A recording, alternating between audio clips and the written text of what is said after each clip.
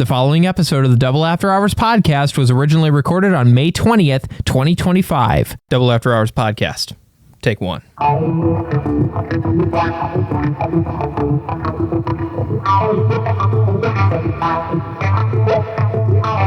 Well, hello everybody, and welcome back to the Double After Hours podcast. And today we're talking about a colony of blue people. Or actually, it's a whole world. Smurfs? Yeah. I wish. We're talking about Smurfs God. movie from 2009. With Neil Patrick Harris? Yes. You know what? You're right. You're absolutely right. So honestly, the Smurfs has been a really weird experience for us, not gonna lie. Because mainly on the account, this is the first movie I remember throwing up to afterwards. Because I'm not gonna... That's not a joke. That actually happened. But no, in all seriousness, we're talking about Avatar. We're talking about cracking Jake Sully. Of freaking, what was his name? Like Gungledorf or whatever. What's the? Who's Gungeldorf? What's his Gorpendorf? What's the wizard's name? The witch, the guy he'll be in. What's his name? Oh my. Gargamel. Gargamel. That's it. Yeah, it's Gargamel. There it is. Yeah. Gorpendorf. Where was that going? I don't know. Where was that going? I was just curious. I hate it here. We have been laughing beforehand, just a little context for you, about our former English teacher. I just failed my last English exam with my high school, and I wrote, "Don't forget to like and subscribe" at the end of my final essay, where I made up things about books that we read in the class. So yeah, I am really slap happy right now. I was at McDonald's for 45 minutes.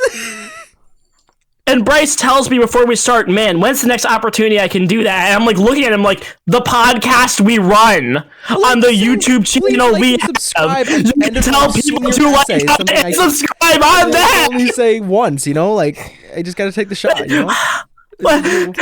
the shot. Oh, hey, Charlie, you were an answer on the test, actually. It was multiple choice, and question 8, I'll never forget. It was question 8. It was multiple choice on who wrote this book, and one of the questions, or one of the possible answers was Charlie Robison. Well, yeah, because I'm just the best, like everyone knows. Yeah. Yep. My English teacher loved me. She gave me B's in all of her classes. Yay! Getting B's. But speaking of bees, we gotta be introducing ourselves. Ooh, look what I did there. Wow. Anyway, let's start. What does that sound? I don't know, but my name is Brice Guskovict, and I'm really The host should introduce themselves. I agree. Yeah, no, this is great. This is great. I love it. Hi, I'm Aaron. I'm here, and I run the board and edit all this nonsense. Which, hi, teacher Aaron, I'm sorry in advance. I'm not. Hey guys, I'm Charlie. I run the socials. I edit the gameplay videos. I do all these funny things that I haven't done in a minute. But by the time this updates, that's not true.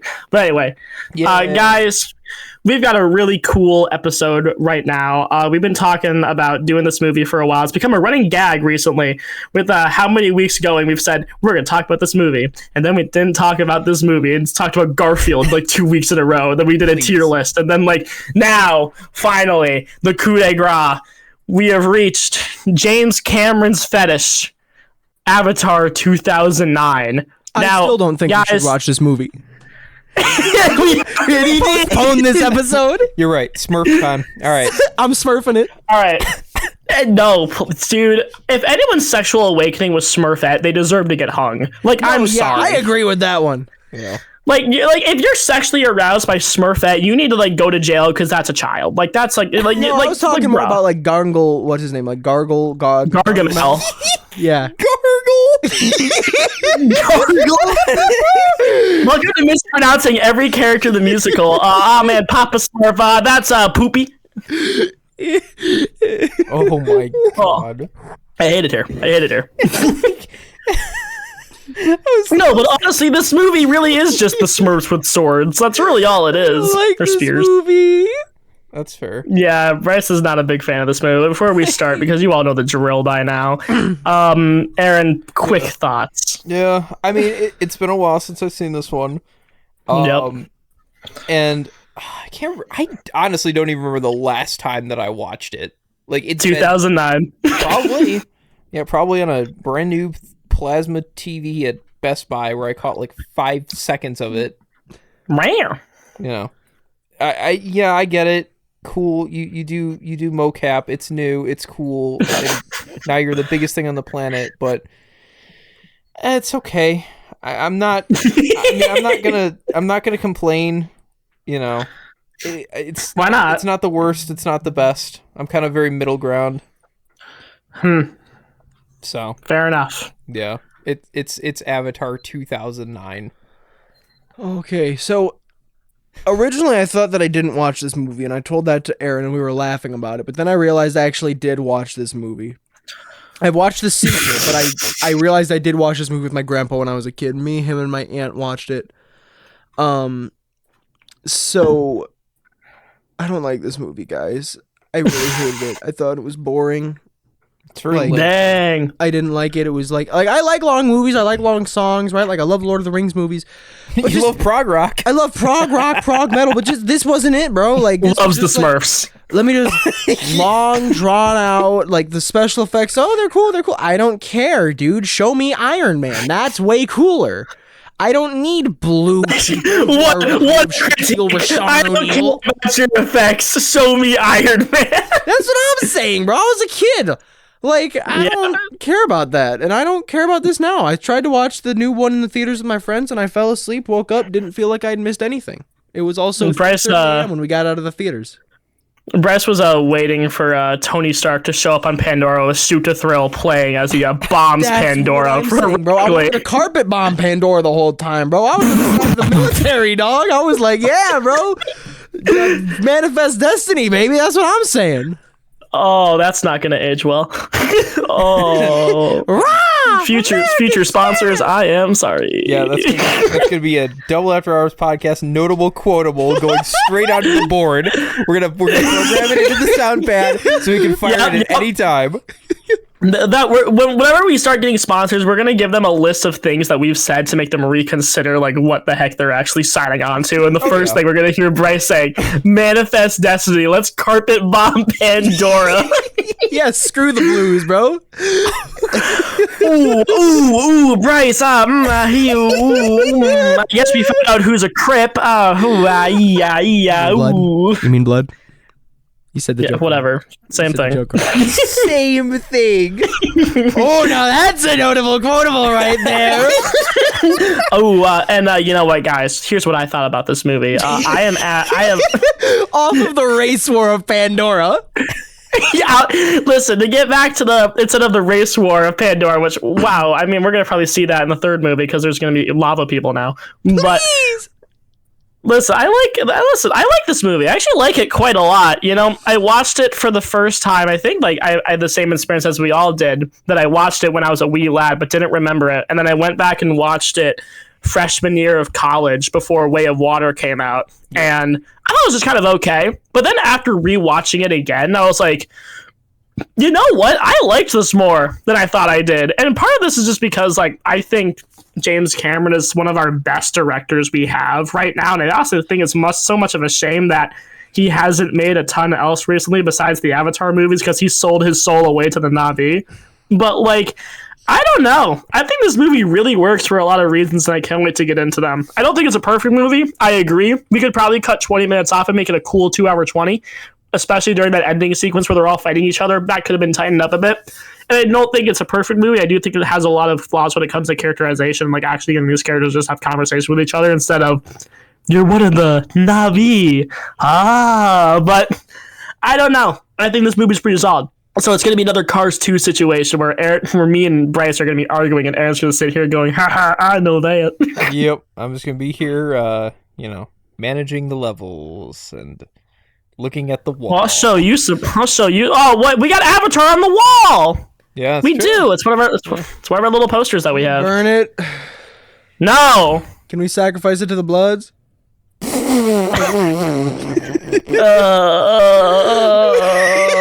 I hate it here. Why am I friends with you people? This soundboard's gonna be mighty full. But anyway, guys, I got a big thing we gotta do here. We're gonna cut down this 3-hour-long excursion into a quick synopsis. It's something that the makers of this film couldn't do. You know what? And they proved it again in the sequel. They just really couldn't do it. They just said, mocap. They said, fight scene. Nightmare. I've been making like gorilla noises the entire time we've been down here in the studio as well. Oh, yeah. That's the other thing I've been doing. Perfect. I can't wait. But guys, we open with this stupid guy named Jake Sully. Now, fun fact about him, his brother is mega dead. He died or whatever, and since he's a twin brother with him, he has the exact same genome as him, which means that his brother signed up to be a PhD doctor guy, whoever, to sign up to do the Avatar program on the world of Pandora, which is like a sister moon or whatever like it is in the solar system, and the humans are there to mine out unobtainium. Gotta be a cool award for the dumbest metal I've ever heard in my life. Yep. Perfect movie, no flaws. But they're on the. Don't even joke, Charlie. Perfect movie, no flaws. They're on the list to get unobtainium, which is like worth 20 million a kilo, so it's worth a lot of money because their other planet is dying because get those humans mined out all the resources from Earth. Oops. So they're on their way to get that metal. But the problem is that the Navi, the local people who are 9-foot blue people, like cat-like alien things, their home base is on top of all of the metal that they actually want to get. So they send in Jake Sully under the help of a bunch of other human side characters who are fine, and Dr. Grace, whatever her last name is, Grace Augustine, who's the head of the Avatar program. She wrote the book on the Navi. She wrote the book on Pandora. She understands it all. That will be important later. So Jake Sully is thrown in. He's paid a lot of money to go and explore Pandora and lead the troops away to get that metal into the World Tree and act as like their surrogate or whatever, unbeknownst to the Navi. But unfortunately, what actually happens is that Jake Sully gets down bad for Zoe Saldana, which, listen, I get it. But also, bruh, like... That's like, not her best role. She was cooler as Gamora. But I don't know, man. I mean, shout out to her, though. She's in, like, the top 3 highest grossing... Well, some of the highest grossing movies of all time. She was in Avengers. She was in this. Crazy actress. Crazy. But he ends up, like, going on, like, this little mission or whatever. He gets, like, pushed off a water. He jumps off a waterfall to not get eaten. And then he finds Neytiri, where he slowly learns the way of the Navi. He learns how to hunt. He learns how to care for nature. He learns how to be a better human, an alien, or whatever. But unfortunately, he's conflicted with his duty and with his people and with what he wants to believe, because he ends up falling in love with Neytiri and, like, having sex, I think. It's kind of, I don't know how that works. I don't think I want to know how that works. Maybe I do. Yeah, you're a freak if you want to learn how that works, gang. I'm not even gonna lie to you. We got some Sword Art Online level crap. I don't want to hear about it. What? You know, like, can't you like, you know, do it in Sword Art Online? Wasn't that a thing? I mean, isn't that what happened, like, in the middle of season 1 before they got married or whatever? Yeah, that's what I'm saying. Like, it shouldn't work, but it does. So, like, let's not question it and move on. Well, I mean, like, I don't know. It's like, let's not question it and move on. That would at least their human see. My favorite part of the Avatar watching experience, denial. But I was in denial the entire time I was in the theater for Avatar 2. I can't believe James Cameron made this. But what about this world made him so horny? I don't understand. But throughout all of this, he ends up coming into conflict with a lot of the people of the Navi, including the guy that Neytiri is supposed to actually be married to. He kind of pisses him off because he accidentally gets with her before he can. But to be fair, he looks like a pencil, so like that's kind of his fault. But he looks like Wild Woody, but as a blue person. I don't make the rules, man. We should play Wild Woody. That Wild game's Woody awful. Is a reference of all time. Did you expect that one out of me today? No, I did not. That was not on the bingo card. What's Wild Woody? What's Wild Woody? You know what? We honestly should start doing bingo cards for this podcast. Shane interrupting. That's the free space. Oh, by the way, Shane isn't here. Yeah, in case you couldn't figure that one out. So what ends up happening is that, like, throughout all of this, like, throughout all of his advancements, like, you know, Jake learns to ride a banshee, and, like, he is able to get closer with Neytiri and ends up becoming one of the tribe, and his Dr. Grace Augustine, she ends up being re-welcomed into the tribe after they kind of kicked her out after the school that she made got closed down. All these wonderful advancements are happening, but they were given a 3-month time limit on when they would essentially bomb the home base of the Na'vi, like the World Tree or whatever it's called. This is when they carpet bomb him. This is when Brice's manifest destiny is eventually going to come in. This is where I enjoyed the movie. Because Brice was reminded of the wonderful things the Patriot Act gave us. But the problem is that Jake never told them this. He kind of has been keeping this a little secret until the last hour before they actually do it. So naturally, when he tells them that, they go, "What the heck, man?" And they kick him out of the tribe for a bit. But surprise, surprise, Quaritch, the general who promises to give Jake back his legs if he actually executes this mission, comes in with all of his guys and starts bombing them. He just keeps bombing them, and a lot of people end up dying, including Natiri's dad. But also, to be fair, he looks like a catfish, so he deserved to die for that anyway. But Amen. don't. I don't know, man. There's a lot of characters in this movie. Fun fact, that's the most important thing the dad does. Dies. But anyway. Can we start like a Twitter account that's just like Double After Hours podcast out of context? We really should. He looks like a catfish, so he deserved to die just for that. Get that on a shirt. Please. But after all of this, Jake and Grace end up arguing with like the head guys in the military and the operation, going, "Listen, gang, you can't destroy the World Tree. You can't do that because the whole neural pathway of Pandora is going to collapse and the whole planet's going to die and all that stuff. You're killing them. Don't you understand? What they have is more valuable than the unobtainium. I'm still not over that's called the unobtainium." Just very weird, very strange. And they're like, "Guys, you get a load of these guys, huh? These guys are hippies. You guys are crazy, huh?" Like, it felt like Ross from Friends, like, infected the script and just started laughing at him. I was like, what is happening? Like, there are moments in this movie where it feels like a sitcom. And, like, that part, I was like, alrighty. So after all this, they end up evacuating, and during this whole evacuation, they end up getting Grace shot and fatally wounded. So Jake's solution is like, all right, let's get Grace healed up, but it ends up not happening. So because like Grace, like they get her, they're not her Na'vi body and her human body. They take her to the tree, the sacred tree, the other like sacred place that actually hasn't been like infected yet, the Tree of Souls. And the Tree of Souls is like, sorry, kid, she's bled out too much. She died. We'll see how that plays into the next movie. But he's like, all right, she's dead. I guess we're gonna wage war. So Jake, before this, like trains like the unobtainable like super banshee, the Toruk or whatever it's called, and was like, all right, so look at me now. I have the biggest dong of all the Na'vi. You will listen to me.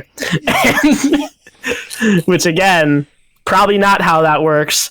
I think it's just like their tail or like their hair or whatever. Yeah, I don't know. But that's okay. New pitch for Disney Plus series. Nothing about series. this movie was okay. New pitch for a Disney Plus series. How they bone. But anyway.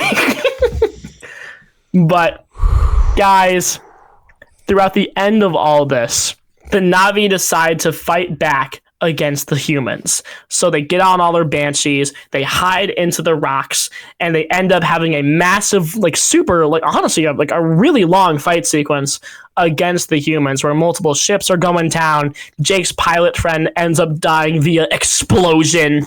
And it all comes down to a massive fight between Jake and Quaritch on the ground where Natiri shoots an arrow right in Quaritch's chest. He freaking dies. And throughout all of these shenanigans, Sully gets his real body connected to his Na'vi body, so he's a Na'vi full-time now, and that's the movie. Wow. And I don't ever need to watch the movie again now. That's your probably the quickest synopsis I've ever done. Yeah, we're only unedited time 20 minutes in, so dang. Let's keep that going. We're gonna use like the rest of these 40 minutes to actually get in depth on our points instead of just rehashing the same old points, as we sometimes do. Yay! I love rehashing. It's great. No. All right. First up on the wheel is the world of Pandora. Avatar world, as Aaron said. Yeah, as I said earlier before we recorded. Yeah, he really went into his suburban mom energy, like taking her kids to Disney, going, guys, look, it's Avatar world. It's their world of Pandora. Yeah, I'm not gonna lie. Boring. I thought it was boring. Like, I guess like the world was the coolest part for me, but that also isn't a high bar, given I'd rather watch rocks than like, you know, the rest of the movie. But like, I don't know. Dang, here's the deal. Like, it just feels like it's bland. It's like, okay, it's jungle, it's water. Ooh, we can fly around. The creatures and like the life forms I thought were pretty unique, with like the dragon flying thingies. That was cool to me. I appreciated that. But like literally, I was like, if the creatures are what you're relying on to make this world cool, like a friend of mine once pointed out, he's like, the problem with like Star Wars and all these like fantasy stuff a lot of times is that, or sci-fi, not fantasy, is that they'll just reuse and copy and paste the same worlds a couple times, right? It's like the jungle with the big tree with all the water and the weird creatures. How many times has that been done before in stories? To me, it just didn't feel like original, which I guess I probably am going to get a lot of heat for, because this is like a really big, like critically acclaimed movie, but like I don't really care. I didn't like it. That's fair. I'm partially in the same boat. First and foremost, I'd just like to state I'm a big fan of like fantasy, like Dragon Quest. Hoo boy, oh boy, does your old buddy Aaron have way too many hours on that. Really? Yeah, I like Dragon. Interesting. I don't think I knew that. Yeah, cool fact. Cool fact. We're playing cool fact. We can play Kingdom Come Deliverance on the podcast. But do you guys have 20,000 power in Rise of Kingdoms? I don't think you do. Yeah. That's the real question. You can only, if you have less than 20,000 power, you can't listen. Yeah, if you're not the Legend 27. That's a different game, but this is the Legend 27. Yeah, the Legend 27. That's just copied through the whole thing. I like the idea that like he's giving birth to his child, and as soon as he comes out, the Legend 27 is the actual father. Like he's finding new ways to infiltrate his life. Oh my god, I love that. So, anyways, so I'm a big fan of fantasy stuff, and I think it. I'm like kind of half and half on this, where like I think it hit the mark pretty well. Like there were parts of it that were pretty creative, and then there's others that, like Brice said, I don't want to like be that guy, just repeating the same thing over and over, and rehashing the same things again and again and again. Shane, so yeah, you're all thinking it. Yeah, you all were. Mm-hmm. So, yeah, everyone knows.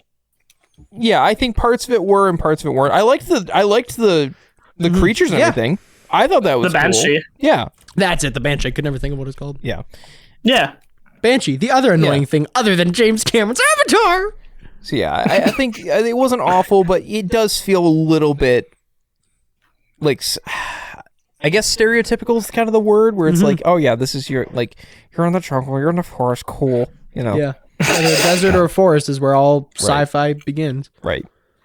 Mm-hmm. So. I guess my thing with me is that, like, I don't think you guys are wrong inherently. Like, there are a lot of parts to this world where I'm going, like, okay, how different from it from other fantasy things are we actually getting? And I don't think it's the setting that annoys me, right? Because I think, like, to go back to your point, a lot of sci-fi and fantasy inherently is going to share elements with each other. Of course. Like, how many sand planets are on Star Wars? Like, I can guarantee you most people forgot that the sand planet in The Force Awakens is Jakku and not Tatooine. Mm-hmm. Like, they look insanely similar. But again, well, part of it is that, like, obviously you want your world building to have, like, unique elements. I do think there is some of that in Avatar. I love that all of the Na'vi and all the creatures of Pandora have the hair piece or whatever, or like some part of their body that they can connect to each other. I think that's a really cool detail. I love how when they fly the Banshee, they have to connect like each other to it. Like, kind of a cool way to symbolize their actual connection to each other, because that's what this movie is really all about. The connections you make to other people, human or Na'vi or otherwise. And I think in that regard, that's where this movie really shines in that regard, because I don't hate Pandora, far from it. I think it's a really interesting world. I think the problem is that so much of this movie has characters that inherently aren't as interesting to the world as something like Star Wars or Lord of the Rings or Star Trek or even Potter, if I don't like Harry Potter that much, where if you like list those 4 franchises, everyone can list there and say, here's my favorite character from this franchise. Like the main cast in New Hope, every one of those characters is someone's favorite Star Wars character. And people know characters like Spock or Jean-Luc Picard off the top of their head. Or everyone can list their favorite member of the Fellowship or whatever. You get my point? Like everyone has a favorite member of Hogwarts. It's the characters that make the world special. And after rewatching this movie for the 3rd or 4th time, I'm going like, I don't hate the characters. You know, they're not bad, but I'm sitting there going like, because like there are a couple moments where like Jake Sully did genuinely win me over. I liked the bit where he's talking to Grace, and Grace is like, you know, like you're really annoying or whatever. Like, why do you do this? And Jake goes, maybe it's because I'm tired of doctors telling me what I can and can't do. Like, it's a really cute line that actually speaks to his character.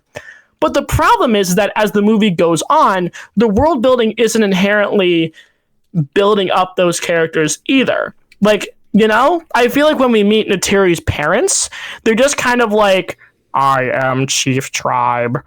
I am this guy. You know, and that's more of a conversation about characters, but it is important for the world of Avatar, where I think there are a lot of elements of this world that are really fascinating and cool. I love the Banshees. I think they're a super sick looking creature. I have a figure of it. I'm back home. I love a lot of the other creatures that they've actually thrown out there. The problem is that I don't feel like the world building is inherently in service to the characters as much as I think they could be. Like, I'm trying to think of like how in Star Wars, there's that sequence in Force Awakens where Rey is scavenging through an old Star Destroyer, and you really get to feel like how alone she is. It says a lot about her character before she even speaks on screen. Say what you want about how those movies treated her, but her introduction in The Force Awakens, the world building of Jakku being a planet where all of Empire's like broken crap was on, spoke to how alone she was and how she had to fend for herself without us being told that. While in Avatar, our first scene is like basically Jake Sully explaining everything to us, going, my brother died. I have to begin a new life anew. My legs don't work. I'm horny for cat people. You know, it's like there's a lot of elements of this movie's world building that I think are really fascinating. And I think they're also really cool in the second movie too. But it doesn't feel like all of them are in service to making the characters special. Even like in something like Harry Potter, a franchise that I don't like that much, the ending sequence of Sorcerer's Stone where Harry has to play the chess game, that is in way more service to Harry than anything that Jake Sully is given here. Because you say the name Jake Sully and you want to laugh a little bit, you know? Even if something like Luke Skywalker or Harry Potter are inherently sillier names, or Spock.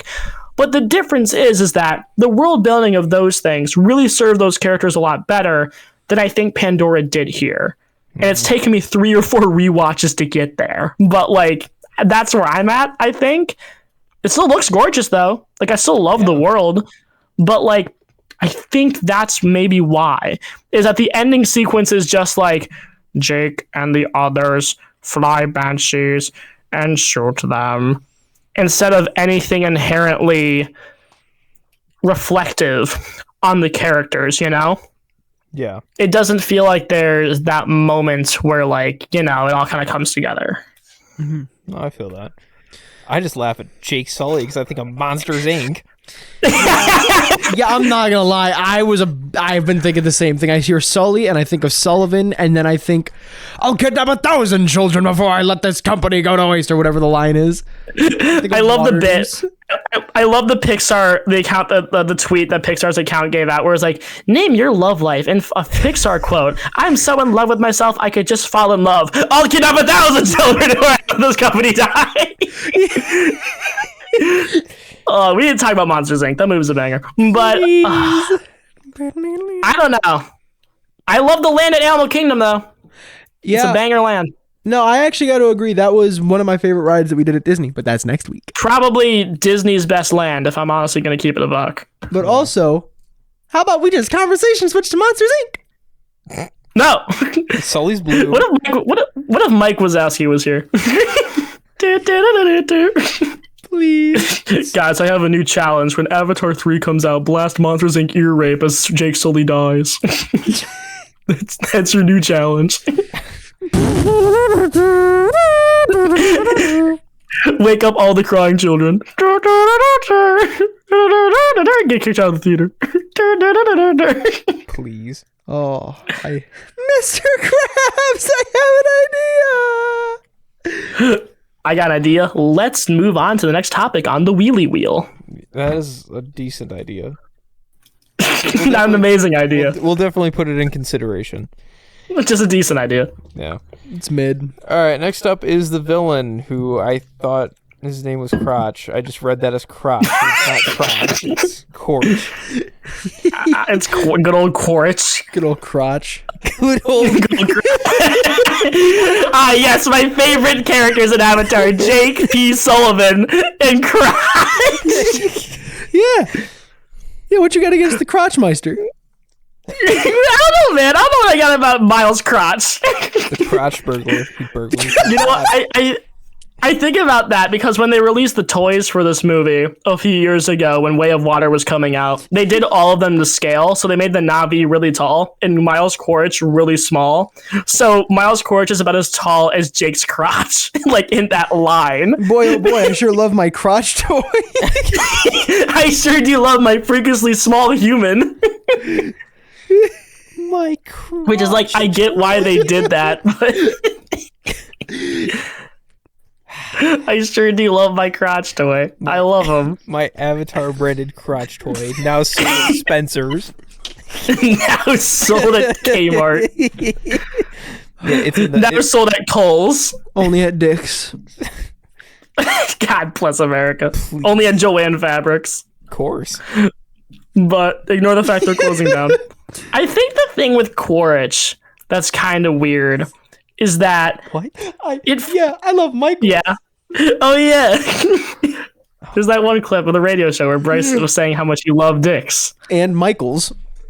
I think the weird part about Quaritch is that it feels like him and the other characters are in like a different movie a lot of the time, where it feels like he's so like military gung-ho, hoorah, like the whole freaking time. That's why He's Crotch like- is my favorite character. I love Yeah, Crotch. listen. To Crotch's credit, Crotch had a really good opening monologue in the beginning of the movie where he's like, you know, I thought I was in hell, and then I was in Pandora. It's like, there's little moments of him that I like. I like when he's like, I got this scar, first day of Pandora after I did 3 tours somewhere else. It reminds me there's something crazy out there. Like, there's bits of him that I think are really interesting. Mm-hmm. But the problem is that there's no depth to him. He's very, like, one note, like, Full Metal Jacket, like, the whole time. Like, Crotch doesn't have a lot of, like, magnitude to him. I don't know what to tell you. Like, I know, he's man. just kind of... Like the depth of Crotch is just not there in this movie, bro. Like the girth and tonnage, bro. He just doesn't match up to like Jake Sully. He just Jake P. Sullivan. He doesn't match up. That's what the P stands for. Oh my god! It all comes together. Monsters Inc. 3. Miles Crotch shows up somehow. Oh please. He fights Randall. I guess I don't know. That's my pitch, but. I don't know. I feel like, and I guess like him and the military at large, it feels like they're just what? What? I was still just thinking, I'll kidnap 1,000 children before I let this company die. What?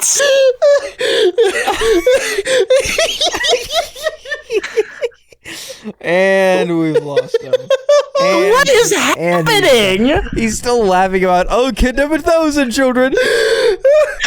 He's still thinking about Crotch's famous line, I'll kidnap 1,000 children. I tell you, flashbacks by Monsters Inc. me. I hate it here. I hate it here. This is the Magic Factory. How can you hate it? You're right. This is the magic of the Double After Hours podcast. I'm in tears. You're in crotch and you're in tears. You're in crotch. You're knee deep in crotch. Oh, good lord. Good heavens. But I think like the weird thing about Crotch is that, again, he starts off the movie in like military hoorah mode, but he never really leaves it and feels like he has a human moment besides that sequence with Jake where he's talking about like how they relate to each other.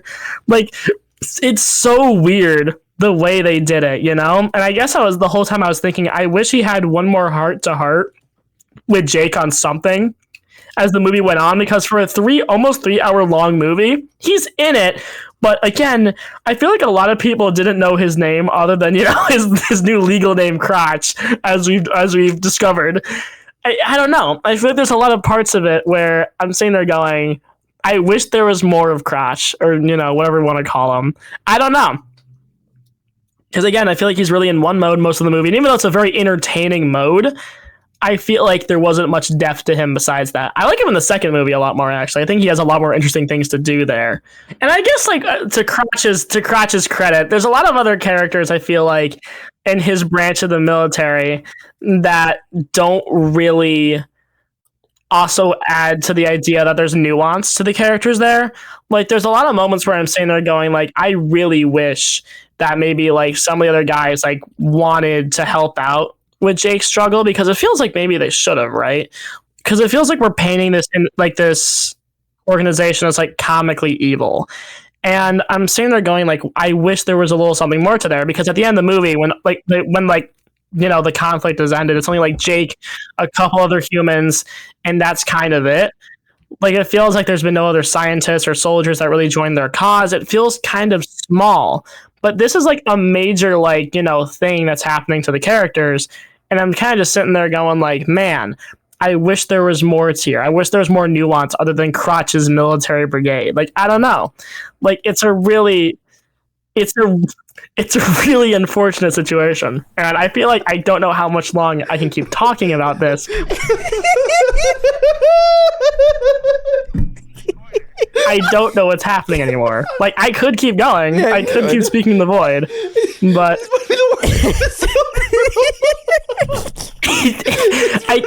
is he okay? Aaron, is he okay? Oh. I need...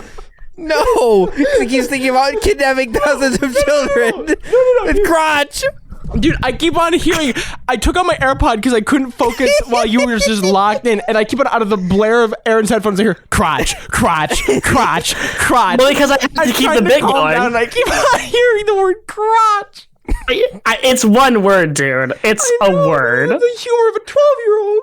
That's fair. Well, I get. Me too, man. But like, come on, man. Crotch doesn't wait for anyone. Like, I don't know what to tell you, but like, I don't know. That's all I got to say about the military and the villain. He's just kind of he's a fun one note, but there's not much depth to him. Yeah, I think we need to move on, because I think if we say Crotch anymore, we're just gonna he's gonna explode. So let's go ahead and move on here. What did I write? What did you write? Not Natiri? Yeah, thank you. I think I wrote like gnarly try. you wrote Natach. Crotch and Natach. Crotch and Natach, yeah. Oh, yeah. So Natiri, or as we're now calling her, Jake's crotch buddy. I feel like the thing with Natiri is that, like, there is some depth to her, but the problem is that I feel like there's a major disconnect between her and Jake for so much of the movie that it kind of just feels like I don't really know exactly what they're doing with her. I was thinking of Atlantis, The Lost Empire, actually, in this regard, which has a similar plot where human goes to newfound world, he ends up meeting the princess, and they fall in love. But I think the thing that made that differently is that Kita always felt like, at least verbally, she was on the same wavelength as Milo in that movie, good old Michael J. Fox. And I feel like here, when we have Jake Sullivan, he's kind of just sitting there just going like, whoa, what can we do? And then like Natiri is like switching language all the time. And granted, I know why they're kind of doing that. They want Jake Sully to earn the fact that he's going to be on the same wavelength as Natiri. But again, it also feels like we don't have those moments where Neytiri and him, besides like when they're training, because she calls him a special word for moron all the time in the movie, which is funny. But also it kind of feels like I want these characters to kind of chill out for a little bit and just have a conversation. And they kind of do in the beginning. Like the beginning of the movie is a lot better about that.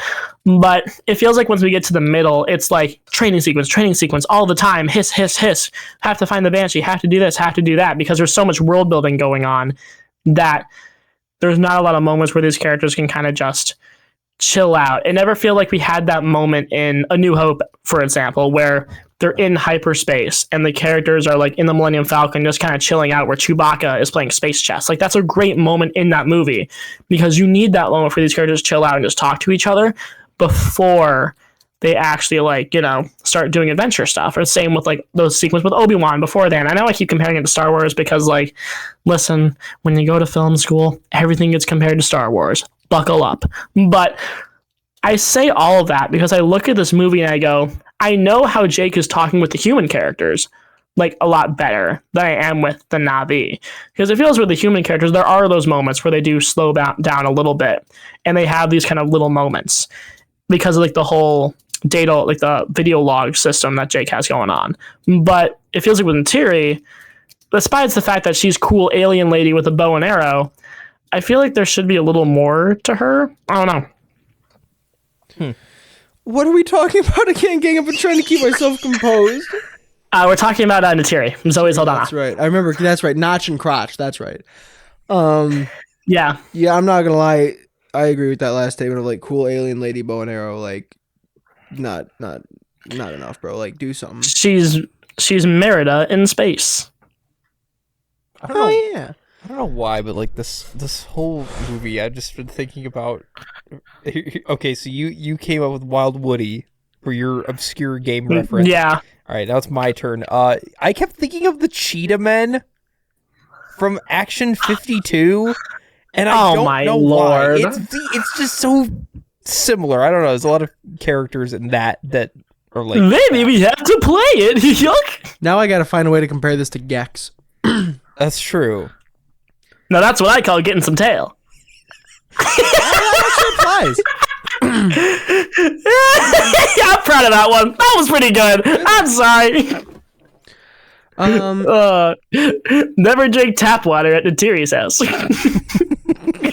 Do not get career advice from Crotch. Do not get career advice from James Cameron. Please. Just kidding. He's a very successful director. You probably should get career advice from him, actually. No. Oh, speaking of career advice, let's spin that wheel. Yeah, I have nothing to contribute other than like, I don't like her. I don't like this movie. You've been laughing about other things for like half an hour. I know. That's why, bro. All right, it's finally time for James P. Sullivan.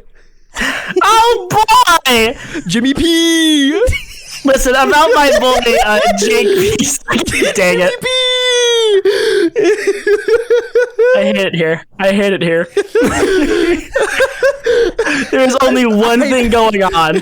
I'm eternally banned from the studios after this episode, bro. I was about to say, like, this is like Brice's lowest moment.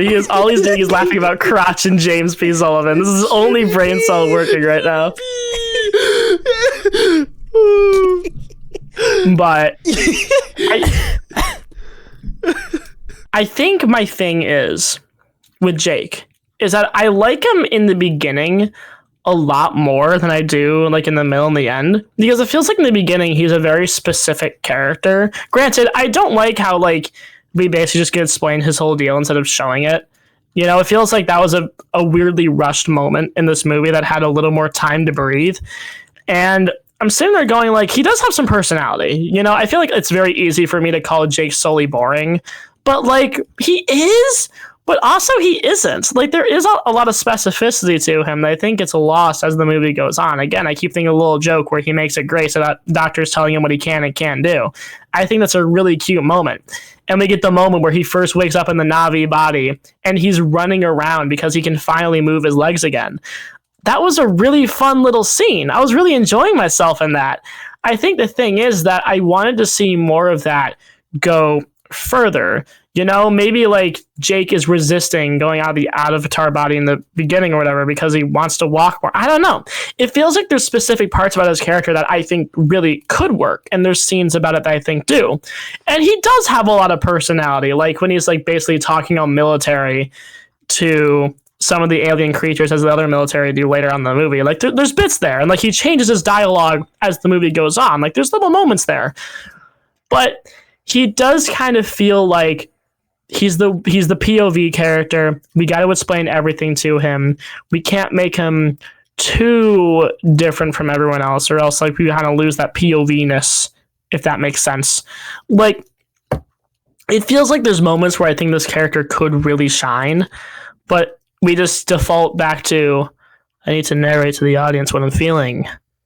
I can't walk. Crotch. Like, it just feels like there's not enough to this like character at times, which is weird because I feel like with other characters like Luke and Harry, they are also kind of in that same vein where they're meant to be POV characters, but they get more specific as time goes on. And I feel like with Jake, he kind of just defaults to like, I like you, Natiri. I'm gonna fight you, Quaritch. You like that? Gun. Like, I don't know. Like, now dig on this.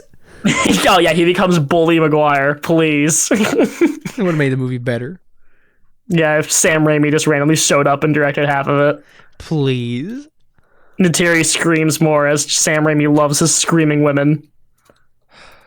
God bless America. And then Alfred Molina shows up, and for whatever reason. Big fan. He's a massive fan. But I don't know. Like, he's a very Jake Sully character. What? What a guy that Jimmy P. I refuse to address him as anything but Jimmy P now. Oh my god. Oh, Jimmy P. What a guy. Can't wait for that cosplay. Good old Jimmy P. Please. Please. Jimmy P crotch cosplay? I hate it. Alright, it's time for the last thing of the wheel, finally. Because Brice has got, oh my God. He's got obligations to get to, so... Yes, he does. Alright, so finally we're going to talk about the impact the film has and hasn't had. It is a cool tech demo. It is a tech demo. I don't know, man. Time. Like, special effects were mid. Just give me Iron Man. Come on. Okay, listen. The special effects weren't mid. What are you talking about? I saw Avatar 2 in 3D and was unimpressed. What? Years later. I saw it in like the, what is it? If you see it at the Phoenix, just like the Dolby Atmos super screen, like whatever the combo is that you can go to see at a Phoenix theater. Sure. So pretty much like the IMAX or whatever. Literally, I watched it and I had the cool speakers and everything. I had a nice chair. I think I had a blanket actually. Like I was like most impressive part of the IMAX I was experience. prepped to have like the night of my life watching this film, and I was sitting there. I was like, eh, show me Iron Man, bro. When's War Machine gonna come out? Give me Whiplash. Like, like I didn't care, and I fell asleep for like an hour and a half. Woke up, was still shocked there was an hour and a half left. That's fair. Yeah. Like, I don't know. I don't know what you want me to say. I mean, I understand it's an impressive movie, focusing on the technical side. I mean, yeah, it's one of the biggest runs with mocap like ever, and yeah, for the time, it's pretty good. Now it's, I mean, I don't want to say it's like super dated, but it's not, it's not 2025 mocap standards.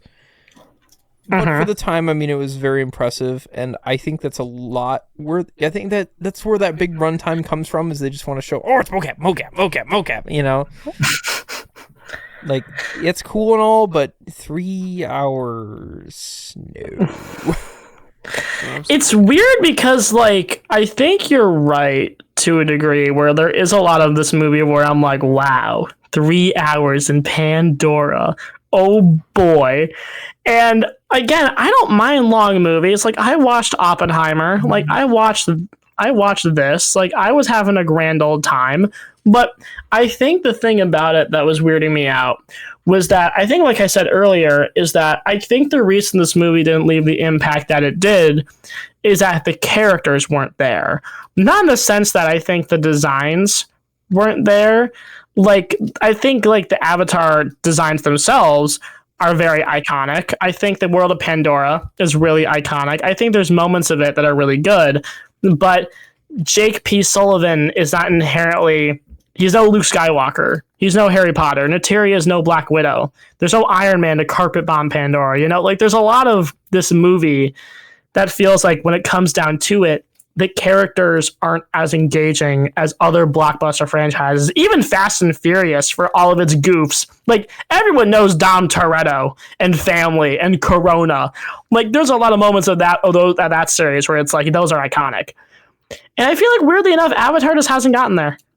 You know, I feel like it can, but I don't know. It feels like there's a lot of moments of this movie where I think the reason it hasn't made the impact that it did is that it doesn't have that face of the franchise. You know, it's like Darth Vader sticks around because he is that iconic and he is that face of the franchise and he is that good. And other franchises like Pixar's, like Library, like Monsters Inc. have characters like Sully, for example, who is really iconic and specific because, you know, like it feels like with, you know, Jake P. Sullivan and Crotch and like, you know, not Thierry, it feels like a lot of these characters are just not written up to potential. That might be why the impact isn't there. Like, I don't know. I think they're big movies. They both made billions of dollars domestically and overseas. That's not something to sneeze at. The subreddit has almost like 600,000 members. Like there's a lot of people who like these movies. Even people I've met like in film school, like they, for example, like love Avatar and like they're like, oh yeah, I love these movies a lot. I'm like, okay, great. And there's a whole land at Disney World now that released 5 or like, oh my God, no, it was 8 years ago. It came out in 2017. Like, and that land's still extremely popular. Whenever I go there, I see people buy hordes of Avatar merch there. And like they want to dress up like the Na'vi. Like there's something about this world that has stuck with people. But I think it's the world, not the characters. And weirdly enough, I think some parts of fiction, the worlds are interchangeable. Like, I don't know. It's so strange because I feel like this is the strangest film franchise out there where they've made billions of dollars, billions more than some movies could even dream of. But unlike something like Back to the Future, which probably has made way less money at its box office run than the Avatar movies, people still quote Marty McFly and Doc and Biff and all these guys to this day. We all still quote, you put a time machine DeLorean all the time. Yet the most memorable part of Avatar's quote book I can maybe think of off the top of my head is like, shoot, I can't even think of anything. Maybe like the Tours of Pandora line. I don't, and that's after my 3rd or 4th rewatch. I don't know. Yeah. What? You know what is memorable? Crotch and Jimmy P. I hate it here. I've just been looking at Jimmy P. Listen, Jimmy's got a plan. James has a plan. Yeah. Crotch is I don't know what it is. Crotch. I don't know what he is, but he planted crotch in the industry for a reason. Crotch plant. Oh my God. We've devolved. Jimmy P. What a guy. Yeah. But to wrap things up, I think it's mostly just it's the mocap, you know, that it was like that's the cool thing, that was the selling point. And so everybody and their grandma wanted to go see it because, you know, got to see what all the hype's about. Yeah. It's more on like the technical side of things. I think I don't want to compare this to the Wii, where like the Wii was like, oh yeah, motion controls, it's the coolest thing ever, and Wii Sports, it's like you're actually playing sports, and then 3, 2, 1, it's one of the best selling video games of all time, and it's Wii Sports. I mean, don't get me wrong, I love Wii Sports, but it's Wii Sports, you know? It's like even then, I think Wii Sports has a lot of sauce, you know? Like there's like the announcer voice is really iconic to our generation. Like the chip in, nice approach. Like there's moments of that voice that are like really funny and it's still really stuck with people. Yeah. Or like when the Mii spin around when you throw the bowling ball at them, you know? Like that game has a lot of personality. Matt, the Mii, he stuck around. Like legend. You know? Single. Yep. Like, you know, Wii Sports has still had a major cultural impact. Avatar just kind of existed for a weekend.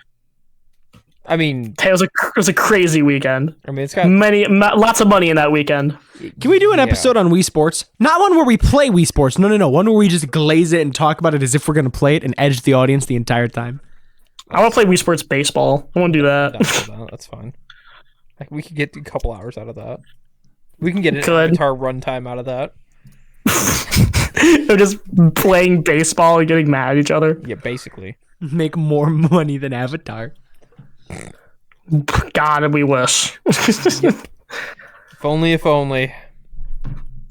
But any other closing thoughts you want to share? I mean, it's a fine movie for what it is. Like you said, we've kind of dug into more of the problems and issues with it. But because I hate this movie. Because you hate it, yeah. I think if they cut down the runtime a little bit more, I would put it higher on my scale, but it's all right. It's all right. It's all right. Like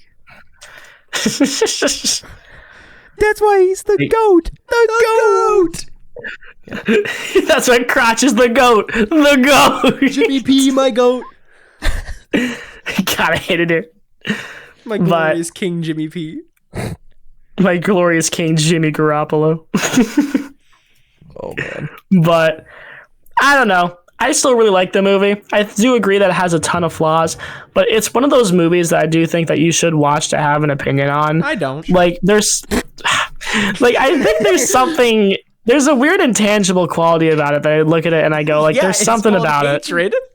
I can't with you. Like I don't know. I look at it as I go on and I'm like, I like this movie a lot, but do I like the idea of the movie more than the movie itself? Because I was pretty locked in on my last rewatch a few hours ago. And I'm like, I'm enjoying myself. Like, this is fun. I like this, Bro, but like getting into the metaphysics of Avatar. Do I like the movie or the concept? Like, bro, get out. It's an important question, you know? It's like I feel like I have the same relationship with Avatar as I feel like a lot of people do with the prequels, where it's like, do I like the idea of the prequels more or the actual movies? Spoiler, they suck. But anyway, Alert, you're wrong. Dude, watch The Phantom Menace and tell me it's a good movie. I can't. It's a little drawn out and there are parts that are boring, but it is a good movie, bro. No, it is not. No, it is. Get out of here. What do you tell me one personality trait Qui-Gon has? He's a mentor. At the same time, he wants to be a rule-following Jedi while also breaking the rules because he believes it's best to train Anakin, because he believes he'll bring balance to the Force. And the council doesn't punish him because he's like, I gotta get to the council to see if I can train Anakin. The council goes, you can't train him. Okay, I'm gonna do it anyway. So what's the point of going to the council? That's the thing. He was trying to get approval, and when they shot it down, he went and ended up dying. But, he likely would have been punished. But it's so stupid because the council just looks at this kid and goes, you're scared. All right, no. It's like, what? It's so bad. But anyway, that's a conversation for another day. But to wrap this quickly up, Avatar, it made billions of dollars. I don't know how. Maybe because people want to crack Jake Sully. I'm not sure.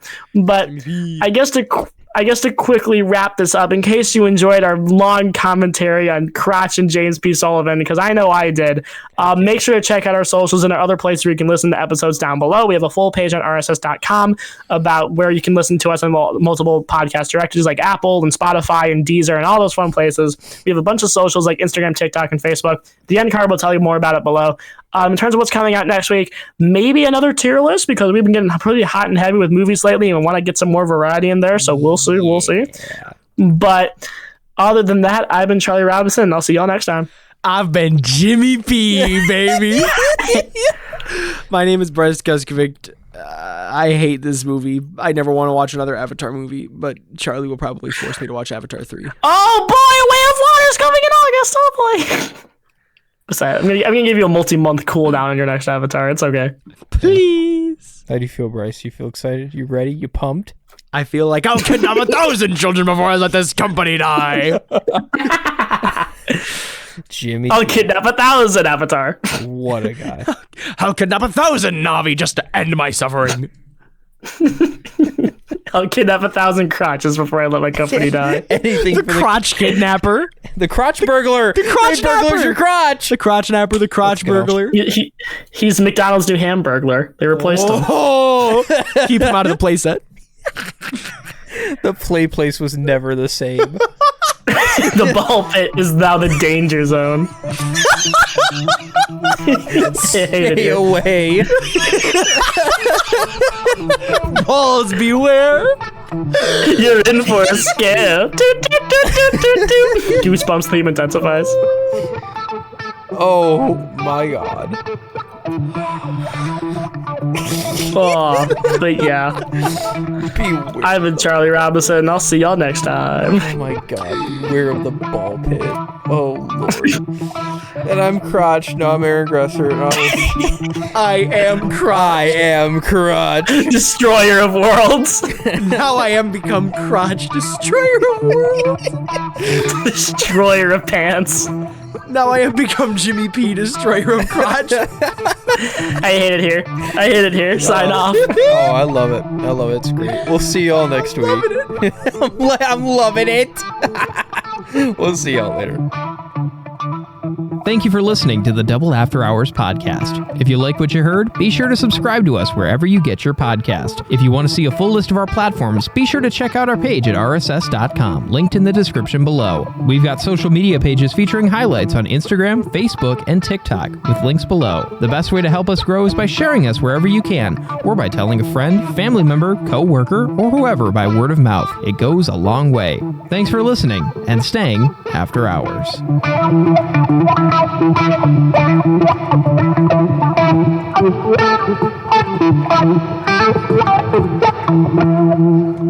I'll kidnap 1,000 children before I let this company die, and I'll silence anyone who gets in my way!